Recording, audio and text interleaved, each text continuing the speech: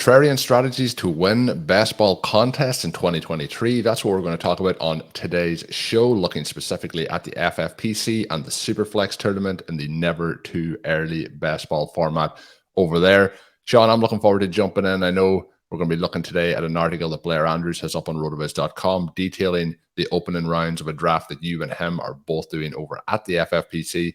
Before we get into the actual draft, what I want to mention to start things off is last shout out for listeners interested in drafting in this contest against myself and yourself this coming Sunday at 1 p.m. Eastern. That is Sunday, the 26th of February. We'll be doing a listeners draft, 11 listeners versus myself and Shawn, live drafting on the clock, and we'll be doing some content around that draft then as things happen and after they happen. So, Shawn, I'm looking forward to that. But if you are interested in playing, it's a $35 entry fee. It will be a live draft.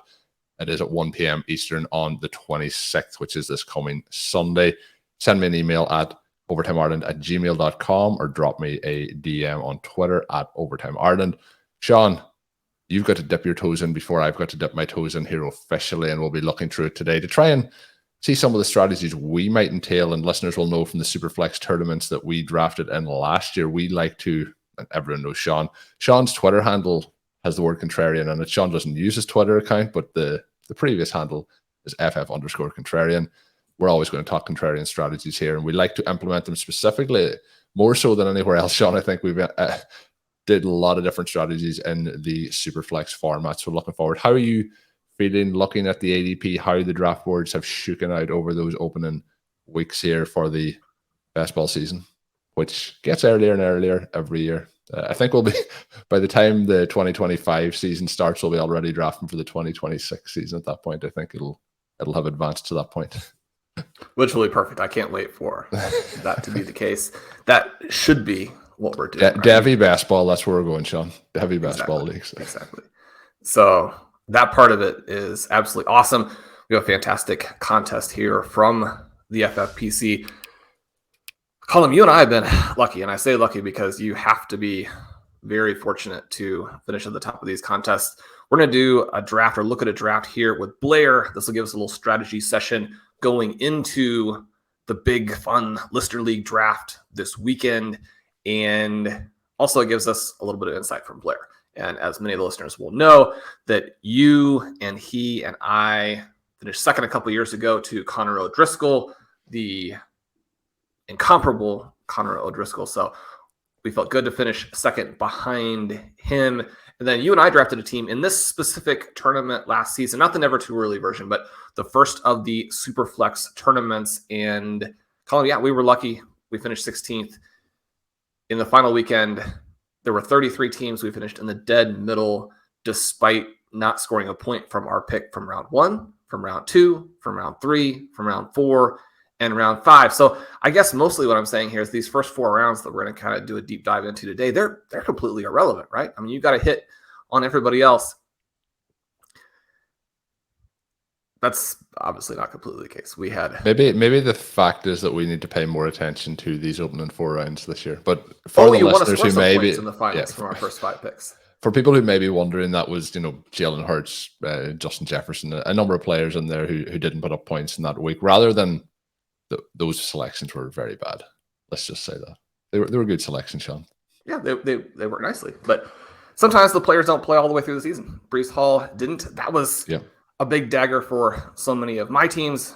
I'm assuming that since he was the best pick in all of fantasy last season, and OT listeners are among the best fantasy players, there were a lot of other people lamenting that injury. Again, we don't know what he would have done if the season hadn't gone the direction that it did. But man, I don't know. I mean, he looked like one of the best rookie running backs ever. So hopefully he heals up and is able to get out there and put up points early in 2023. Hopefully it will not be a J. Gate Dobbins type of situation. He was the 301 as the RB6 in this draft, so we'll get a little bit deeper into that.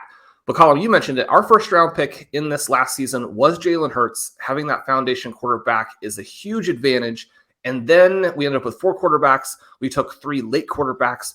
One of the things that we have talked from time to time on the show, but as I was thinking about this draft I'm doing with Blair, as I'm thinking about the draft that we're going to do with the OT listeners this weekend, and just these drafts in general, especially the early drafts, you want to use the insights from the Best Ball workshops, the insights from the fantastic tools that Mike Beers put together, and then more recently, Blair Andrews and Dave Cabin and Anthony Shook have been sort of curating and adding to. You want to use everything you can from there, and you don't want to just draft willy-nilly. At the same time, if you have a specific player where you believe strongly that your thesis for that player is dramatically different than what the community is on, and that it would change the ADP to the point where, that player would actually fit in a QB window, for example, or just that player is virtually guaranteed to be a league winner if you are right. And there are so many things that come down to if you're right. You can't go out and draft as though you're wrong. I don't believe that is a way that is functional to play. Now, you have to understand that you're going to be wrong sometimes, and that has to factor in. It's one of the things that we talk about so much with humility-based drafting. And so you're not going to make every single pick as though you can see the future, but you're also not going to avoid these amazing values that you specifically have picked out. So last season, we thought that Geno Smith was going to be the starter for the Seahawks. We didn't necessarily believe he'd be as good as he was, but a starting QB in a borderline functional offense is going to be valuable. In Superflex, we picked him in the last round. He was obviously one of the big reasons that we were able to advance. If you have some selections like that sitting out there early in 2023 that you're on and the community hasn't picked up on yet, and they probably will, so it makes some sense to get some exposure right now as opposed to waiting to pay when everybody is on it. You want to make some of those selections and then also keep a little bit of an eye on the exposure. Depends on if you're going to play, again, 3 or 4 leagues, if you're going to play 10, if you're going to play 100. You've got different types of things you're doing from a portfolio perspective, depending on the leagues that you play. Now, you and I play a decent number of leagues for the show, and we play a decent number of leagues across all of the different formats. We don't have massive portfolios overall. So as we draft, we're probably drafting somewhat similarly to a lot of the listeners, maybe in a wider variety of formats, but we're not going out there and drafting hundreds of teams in any specific format. So that is going to influence a little bit how we play these leagues, right? I think in the Superflex tournaments last year, we had 5 or 6 leagues, and they weren't all together, but 5 or 6 leagues approximately overall. And so again, I think that within that context, that 16th overall finish, pretty exciting. We look here, Colm, and again, Superflex, this is about quarterbacks. And the first 5 picks were QB. I don't think that part is surprising in the least. We get Josh Allen, number 1, Patrick Mahomes, number 2, Jalen Hurts, number 3. I think that there's a pretty good argument for Hurts to go in the second spot. You have Joe Burrow 4th, coming off of this dynamic where he emerges, and now people are asking, is he better than Patrick Mahomes? Right up until a close game is won by the Chiefs, and then obviously we're back to Mahomes. Not really Joe Burrow's fault there. Justin Herbert, the 5th pick. That is an interesting one, and we'll get back to that in a second. And then we get some of the non-QBs who start coming off the board. Justin Jefferson 6th, Travis Kelce 7th, Justin Fields 8th. And then Christian McCaffrey 9th. I think that is sort of the top tier. So we can kind of look at it from that perspective. Colm, Blair and I had the 7th pick. We were debating between Travis Kelce and Christian McCaffrey for the most part, but Justin Fields also an interesting player in the mix here. If we look at QB scoring from week 6 to week 17, we throw out week 18 because a lot of the teams are doing different things in that week. We're going to eliminate that first 4 to 5 weeks because that was pre-Justin Fields as he is and as I think most people believe he's going to be, especially if he can stay healthy. During that 11-week stretch, you get 9 games from Hurts, 11 from Mahomes, 10 from Burrow, 10 from Fields, 10 from Josh Allen. The interesting thing there, on a point-per-game basis, Hurts averages 29.5, Mahomes 28.9, Joe Burrow 27.7, Fields 26.1, and Josh Allen 25.9. So it's not to say that Josh Allen should be picked 5th. Obviously, we know that over a multi-year window, he's been right up there with Patrick Mahomes as not only the highest scoring, but the most consistent QB. He really is this unique, unstoppable weapon, and yet There are some other guys that belong in that range, and Justin Fields with the rushing ability. Now, we talk about regression. One of the things that we know from Josh Allen, from Patrick Mahomes, is that they can do this year after year after year. You look at a 10-game stretch here where Allen averages only 26 points per game, and you're thinking, well, he's going to probably bounce back from that. Whereas Mahomes, if you don't have the rushing value, you've got to throw for an absurd amount of points just in the passing game. With Hurts, we know he brings the rushing. With Fields, he brings the rushing, but you kind of think he's going to have to throw more and throw more successfully to balance out what you would assume is a slight decrease in the number of huge plays. Now, is he going to run and run successfully? Yes, but he's going to have a bunch of 70-yard touchdown runs in the future. Those are harder to manufacture consistently. But that, for me, is probably the top group. And then the question is whether Justin Herbert and this new coordinator, and if they can keep the receivers healthy, if he really belongs in there. But those are the guys. And then I think that there are three unique players in Jefferson, Kelce, and McCaffrey who also start to fit into that mix. Is that the way that you are seeing this as we get into these very early drafts? Would you have it as these 6 QBs and then the 3 individual players who might mix in as well? Or do you have the tier set a little bit differently? I think it's very similar to what you have. I think Jamar Chase should be in that tier as well as the top available players. Now, that is the 11th pick off that round, but I think if I'm in a lot of these drafts, I'm still going to be probably, and I know you didn't mention Eckler, but he's the player that goes after McCaffrey, and I think that Chase should be in that same tier, very, very close to Justin Jefferson. I do think that he deserves to be there, and I think it's going to be interesting to see how it evolves. I think with Fields, I feel like even though you mentioned the big plays that he probably won't produce, I still think there'll be some of those broken plays that will happen with. But I do think he should have more options in the passing game, and I think that we're going to see him take a step forward this year. Hopefully there's more options around him by the time. And that's one of the interesting things about drafting at this point. There's a lot of trying to figure out how the teams will set up. We haven't gone through free agency. We haven't gone through the draft. Another player who's quarterback base going as the quarterback 7 this year is the 12th pick of this draft is Lamar Jackson. And I think it's interesting because where you in this situation take Travis Kelce, then you have to think also about how the ADP sets after that. And Justin Fields is very, very interesting for you, who goes 1 pick after at that spot. Then if you don't take your quarterback there, Lamar Jackson goes 12th, and then in the 202 and the 203 are Trevor Lawrence and Dak Prescott. So if you don't take your quarterback at that point, Daniel Jones is the next quarterback off the board at the midpoint of the second round. Then you're into Kirk Cousins. So there's going to be some interesting kind of thought projections going through the quarterbacks and who is going to be available if you do pass. One of the things, Shawn, that you have proven when we have drafted in the past, you're comfortable to wait, not just on late quarterback, but well down waiting on quarterback. And that's something, spoiler alert for listeners, that is going to happen with this draft as well with yourself and Blair. But I do think people might find that a little bit tough. Fields is probably the most interesting pick there. I think the best scenario for you in that situation, Shawn, would be Justin Jefferson falls 1 more pick. My question is, though, you mentioned Christian McCaffrey, you mentioned Justin Fields, and Travis Kelce was the pick that you did make. Obviously, it's tight end premium at the FFPC, and it's going to help out in that format. I would have Fields, Kelce, and Chase as my potential picks there ahead of Christian McCaffrey. But the final pick was Kelce. Are we just looking to see if Kelce continues to be Travis Kelce and dominates like he has over the last number of years? That is the idea here with Travis Kelce. And one of the kind of slightly under the radar elements about the Superflex version of the tournament is that you are losing one flex spot in some ways. Now, one of the things that happened with the team that you and I put together last season is that our picks were strong enough that we often had a position player in the Superflex, and that was actually not hurting us. We did have the 4 QBs, the early QB and then 3 late QBs, and the QBs did score.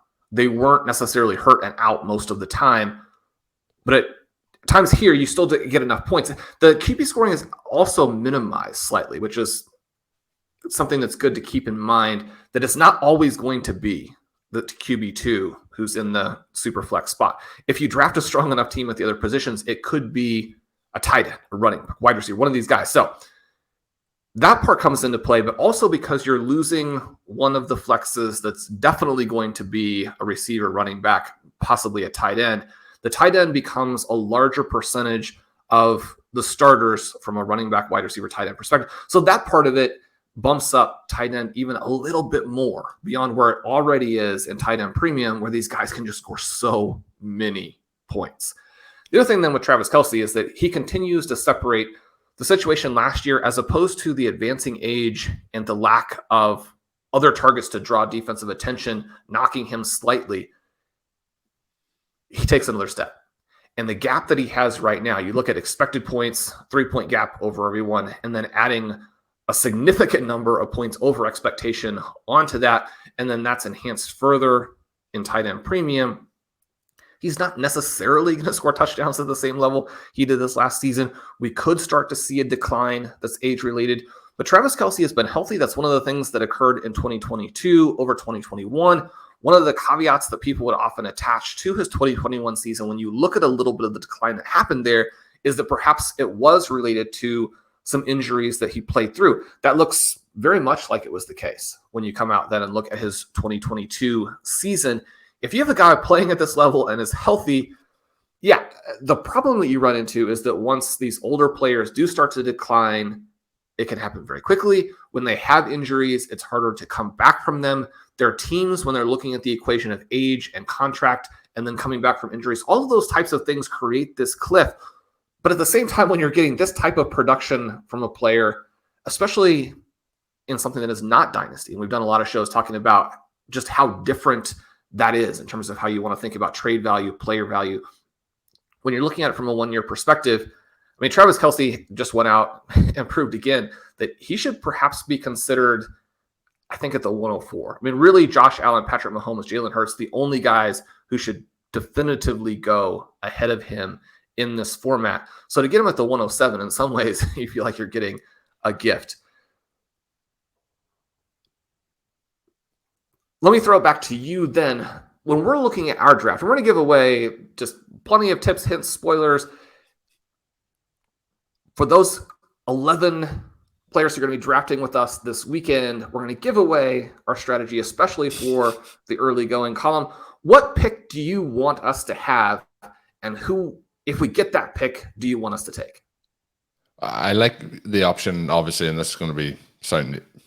I like the 103. I think you're going to get one of the best quarterbacks, and it's going to give you an option as to who's available out of Josh Allen's not going to be there, but Patrick Mahomes, Jalen Hurts, or Joe Burrow. And this draft, for example, it is Jalen Hurts. But I do think that opens you up for the option to, as we talk through the rest of this draft, go into either running backs or wide receivers that have massive upside and double up on those. So you're kind of missing out. I think a lot of drafters, when they're at the back end of that first round, are going to have that little bit of a quarterback panic and try and get some of the guys that are taken here, for example. But I think that also pushes down some of the, I think, lower end elite wide receiver talent and the higher end running backs back to the back end of the second round. So I'd like having one of those first three picks if possible. We haven't had much luck, Shawn, with the opening picks in the Superflex. We tend to be from kind of spot 7 backwards. So maybe that'll change in 2023. But that will be my preference, as a top 4 pick, but ideally top 3.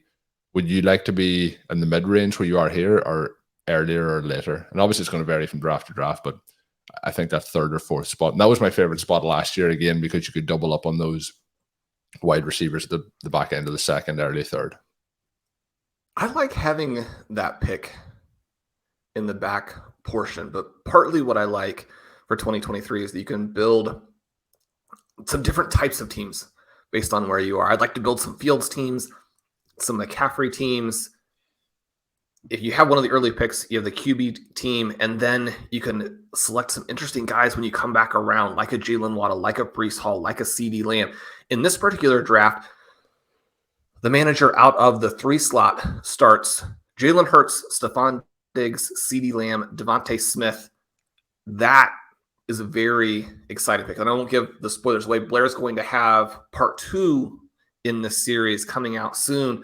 But the swing for the fences running back selections by that team in rounds 5 and 6, pretty incredible. I love the team that drafter is putting together. Maybe the only question, but again, just it contributes. I'm not going to give spoilers either, Shawn, but that roster is spectacular. It is. spectacular. It has Will Levis in round 10 as the QB2. That one, again, controversial, exciting. Does he get drafted where people think he's going to get drafted? Does he play as a rookie despite not being a good college player? Can he bring this fantasy profile? Because that's really what you're drafting there. And it's not just what a fantasy manager is drafting. It's what the actual NFL team is going to be drafting, is a fantasy profile, which I don't know if that's going to be successful, Colm, but it is awesome. So we're excited to see how that part of it works. But so we get the first round here. Lamar is the 112.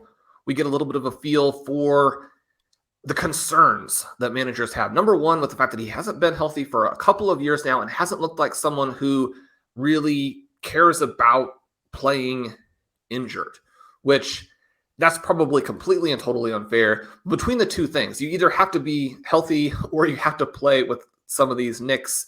The contract situation has obviously played into that. Once he gets a new big contract, even with the Ravens or a team that he is signed and traded to, he's going to jump back up into the top 5 or 6 picks. He's someone that we could have considered at the 107. And then we get into this exciting second round and controversial second round where the quarterbacks, I think, as you mentioned, pretty controversial. The position players, a lot of fun. You get Robinson at the 201. Again, drafters love. This is the third running back selected ahead of Jonathan Taylor. And Jonathan Taylor now in the situation where he's going to get the whiz kid offensive coordinator from the Philadelphia Eagles.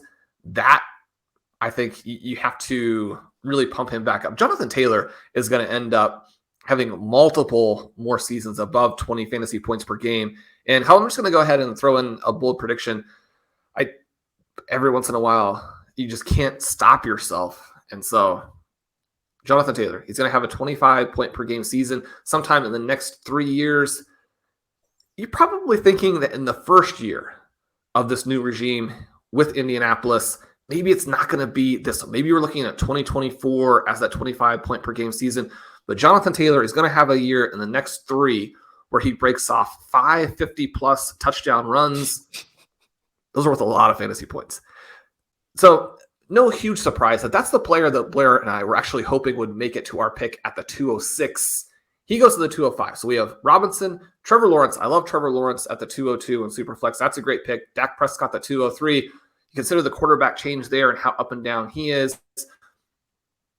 I don't know. I always have a hard time getting on board the Dak Prescott train when he has games like week 1 last year and a couple of blowups down the stretch.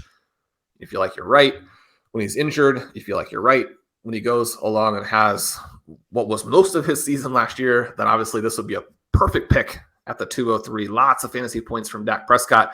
If they add a complimentary piece to CeeDee Lamb, you could easily see him score in the top 2 or 3 quarterbacks. And that's an Eckler, Prescott, T. Higgins, Nick Chubb team. I don't know that Nick Chubb in Superflex, even at the 403, is a good pick anymore. But that's a fun start that team has. Cooper Kupp, if he bounces back to 90% of what he was, then that's a home run pick. Taylor, we selected Tyreek Hill.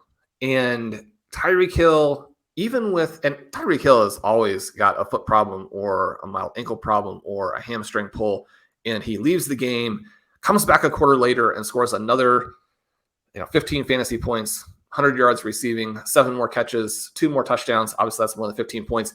Tyreek Hill is going to score a lot of points for you. You think about all of the things that happen in this season, Tyreek Hill may be the next guy to have that Justin Jefferson, Cooper Kupp type of season where he threatens 23, 24, 25 points per game. We obviously are not banking those points. We're expecting more, something around 18 points per game. But like him as probably the safest and highest upside receiver in this area, then you have Davante Adams, who is going to have to deal with another new QB this year. I finally am scared for him. Josh McDaniels obviously doesn't know what he's doing. Daniel Jones, A.J. Brown, Stephon Diggs, Saquon Barkley, who call him the current rumors are that it's going to be $14 million a year man. I mean, he actually wasn't used that heavily in big stretches for the Giants this season. They didn't throw him the ball. I don't see how they could possibly think he's worth $14 million if they didn't use him properly as it was. Jalen Waddle, the 212. So I think the thing that people are going to really notice here is that Daniel Jones, and he's someone that we've talked a lot about. He's looking to be the $45 million man, so we'll see what happens there. Yeah. Again, probably not exactly going to happen. But he's going to get a lot of money. Is he worth 3 Saquon Barkleys? Well, because the running back. So, yeah, we go back and forth on We'll save that for another podcast. We'll save that for another day. Well, we will save that for another day. We do love the running backs, though, Colm. That our reluctance to draft some of them has nothing to do with not loving them. There's nothing more fun than watching a difference-making running back on Sunday morning. I say that as someone who is out here in Arizona where you get to watch NFL on Sunday morning. For most people, Sunday afternoon. Daniel Jones, an interesting pick at this point. He was one of our targets in Dynasty. He was one of our targets in Redraft, one of our targets, obviously, in Best Ball, where you don't have to pick the weeks. I love how valuable he is now on all of my Dynasty rosters. This is not a price I would necessarily feel comfortable paying because as you wrap back around, the QB that Blair and I were targeting was Tua. That's part of the reason we actually took Tyreek Hill in the second round, because if we get Tua, the plan in round 3, you have those players together. Then you have Kyler Murray toward the end of round 3, Deshaun Watson toward the end of round 3. Those are weird. I mean, Deshaun Watson going where he's going now is weird because there was no possible way that he was going to come out. I mean, there's a possible way. Very unlikely things happen all the time, right? But on a percentage basis, it was extraordinarily unlikely that he was going to come out and have the kind of season that it seems like people expected him to have last year. I think it's also unlikely that with a true year to prepare, now that he's played a little bit, I mean, is he already into the Russell Wilson phase of his career? But even if he is, I mean, Russell Wilson has picked one pick later in this draft at the 312. So that part a little bit odd, perhaps. So Kyler Murray, you have the injury, you have the new coaching staff. That has all the makings of a debacle. But we are seeing this tier that I think once Prescott is gone, Daniel Jones belongs in this tier with Cousins, Tua, Murray, Watson, and then Russell Wilson probably is the start of a new tier. Is that the way that you are seeing these quarterbacks? And if that's the case, so the team that takes Daniel Jones also arguably reached for Justin Herbert, but they're also the only team that started QB, which we know has been very effective in Superflex, and it does give you a lot that you can then work with as you're going through the draft, as opposed to stockpiling QBs later, which obviously Blair and I had to do. Then you're free to hit all of the best values at the other positions. This drafter hits TJ Hawkinson in round 3. 2 of our very favorite players, very good values in this. Overall, that's a very nice start from a structural perspective. That was the one thing that I was going to mention. We'll get to it now, is the fact that only one team went quarterback, which has been very, very common over the last couple of years. A very popular approach to try and get those guys onto your team to give you that solid starting point. But there's obviously only 2 teams, or 3 teams, sorry, Shawn, yourselves included, that have not taken a quarterback in those opening 2 rounds. But I was surprised that only one team went QB. But I think also it may be a little bit reactionary to what we did see last year. We've talked in a number of shows about the amount of quarterback injuries, the amount of quarterback changes, things like that. There's a lot of quarterbacks this year who are in flux in terms of where they will be playing. Let's say Lamar Jackson, Daniel Jones, who could potentially move for different reasons. You mentioned there Deshaun Watson, who, we were expecting him to struggle when he came back, Shawn. I wasn't expecting him to struggle to the extent that he did struggle, because that was really a disaster. We've seen Russell Wilson. That was an absolute disaster. But we have seen quick turnarounds in certain situations, and I know it's also part of the progression of his NFL career. But Trevor Lawrence, for example, this year is going in this particular draft at the 202. He was in as bad a situation as anybody could have been 24 months ago. Has the season there with Urban Meyer no longer there. Big changes this year.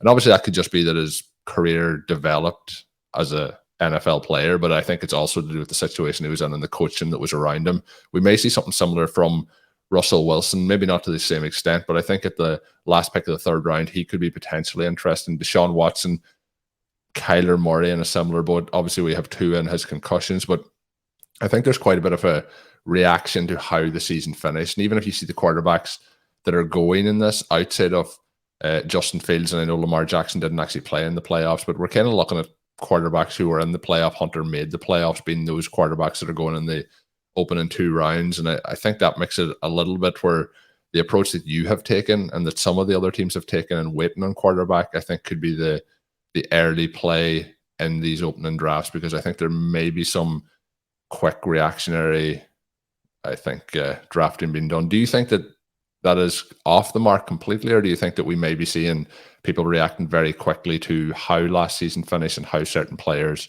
played last season in particular? Because we do see from time to time players have those seasons and then come back to what they were previously. Exactly. And we talk a lot about one of the hard things for fantasy football is hitting on certain players. And this happens, I think, mostly or in the biggest way at running back, where we draft these 0 RB stars and then the next year they're a round 2 pick. Or maybe if you took a guy as a rookie, he's a round 1 pick.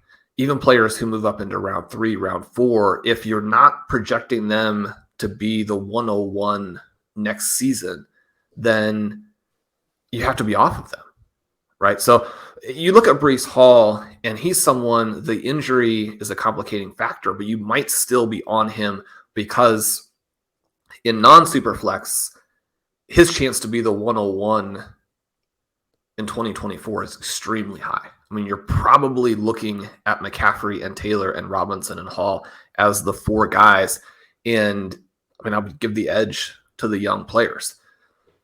So if you're talking about the 101, the 102, and you're getting them in the 2nd round or in Superflex in the 3rd round, then that's a possibility. But most of these guys, you just have to say, I love this player.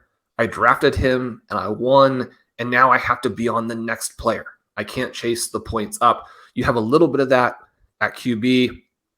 Obviously, when we hit on these rookies in round 6 and 7, if they then are going in the 1st round next year, you've got to kind of balance what expectations can be realistic.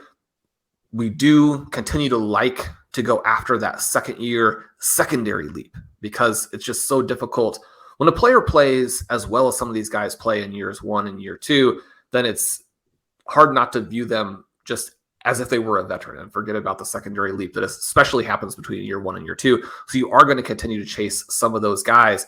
But for the most part here, we want to be looking at it from a more global perspective. And that does mean taking some of the post hype or the buy low. And with the QBs looking at, what are the range of outcomes here that these guys can realistically hit? What's their fantasy profile look like? Are they going to be moving into a better or a worse situation? I mean, last year, guys like Daniel Jones and Jared Goff were fantastic picks.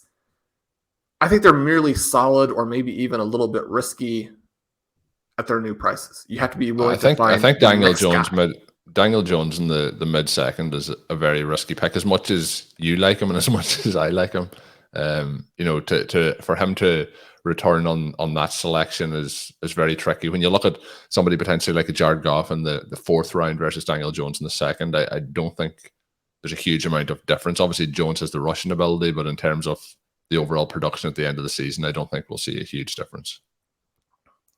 So you're looking to get some of those values. And one of the interesting things that happened here, you mentioned we were one of 3 teams that passed on a quarterback in both round 1 and round 2. Both of the other teams came back and selected QBs in both rounds 3 and 4.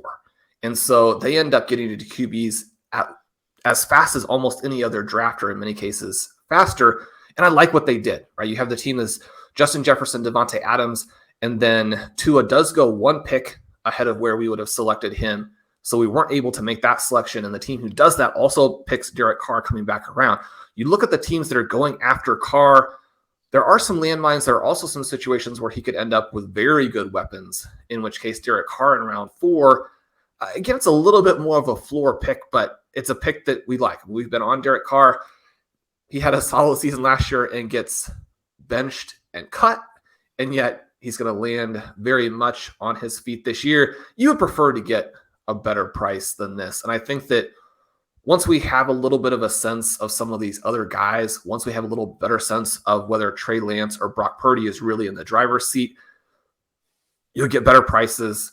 Once people become more comfortable with Matthew Stafford, you'll get better prices. Once Kenny Pickett has, some of those wow plays in the offseason, and people think about who his weapons are, you'll get better prices, not on those guys, but on players like Goff and Carr, because drafters won't feel the pressure to draft a safe, high floor player there. They're willing to wait on some of these guys who are going much, much later. Once we see where the rookie QBs end up, they're going to be more expensive, and again, push down the prices for guys like Carr and Goff. So we had that really sort of throughout the draft. As someone like a Jordan Love, who does appear that he's going to be the QB in Green Bay next season, as that starts to solidify, he's going to get much more expensive and again, push some of these other prices down.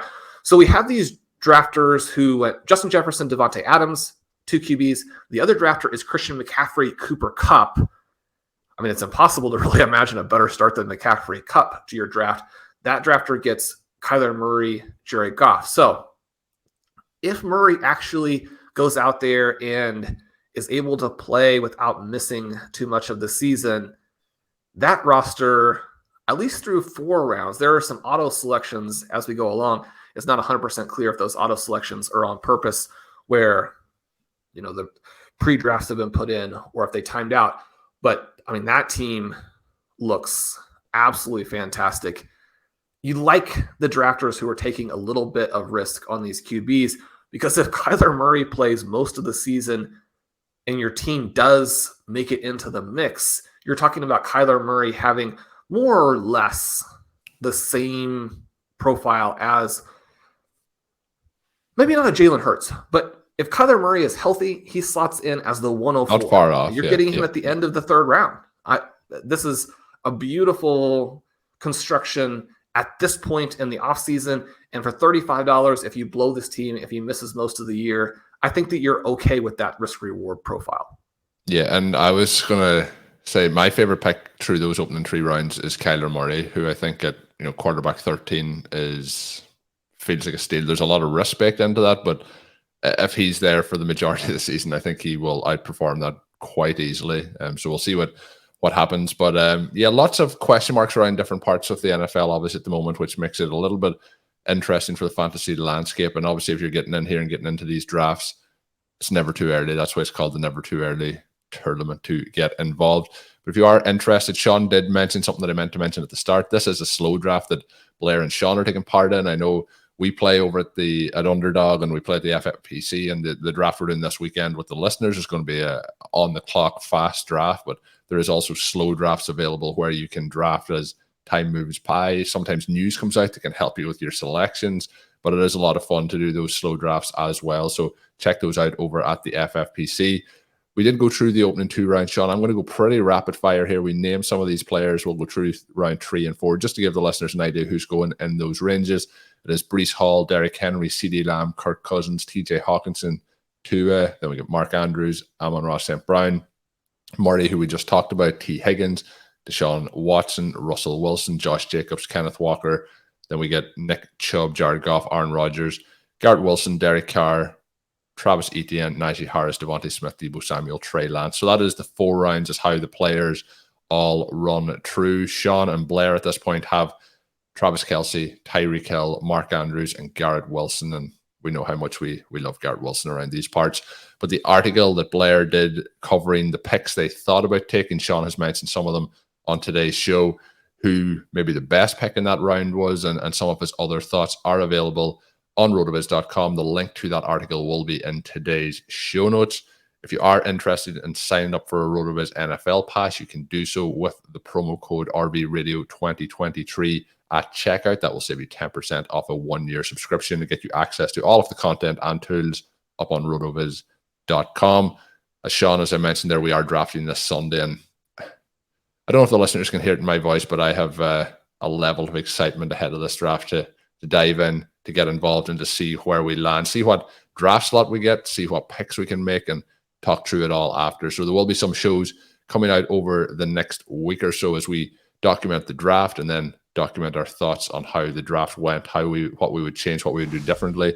But last call, if you're interested in drafting with myself and Shawn, send an email my way at overtimeireland@gmail.com or send a DM on Twitter at overtimeireland. But I will be reaching out to the successful entrants early this week. So this is going out on Monday. If you're listening to this after Wednesday, I would guess that it's too little too late. But do send an email anyway, because we will have more drafts over the coming months, and I'll put you on the list. But Shawn, as we finish up, any final thoughts on the draft so far? Just that I'm pretty excited for this weekend as well. I had a blast doing this exercise with Blair. As you mentioned, he does have a lot of other cool notes in the article. He'll be doing some follow-up pieces. Blair is probably the top voice, along with Connor O'Driscoll, of people you want to be reading on Best Ball. Michael Dubner put together fantastic strategy pieces for us on RotoViz last year as well. Really appreciate all the people who reached out and told us that they won tournaments last year because of the strategy series. There were some really big wins. And so that obviously made us feel good for what the listeners are accomplishing. But no, I can't wait. And so we do have a couple spots left. Jump into this draft. Colm and I are guaranteed to do some weird things. We know some of the other drafters will also take some crazy tactics. That always makes it fun compared to, some of the more, I wouldn't say mundane, but more traditional drafts that you see out there. And then Colm will have a lot of coverage of that over the next week. You're going to be on vacation the following week. And so we're going to have those draft shows up as we get into the beginning of March. Colm, already close to the third month of the 2023 season. I can't wait. This has just been so much fun. Yeah, it's crazy how quick the year's going. And Shawn mentioned I am going on vacation, but don't worry, we will have that hashtag content. Shawn enjoys when I do that, but we will have that coming still when I'm away, so it'll be seamless. I think that's what we call it. But more news on that later in the week.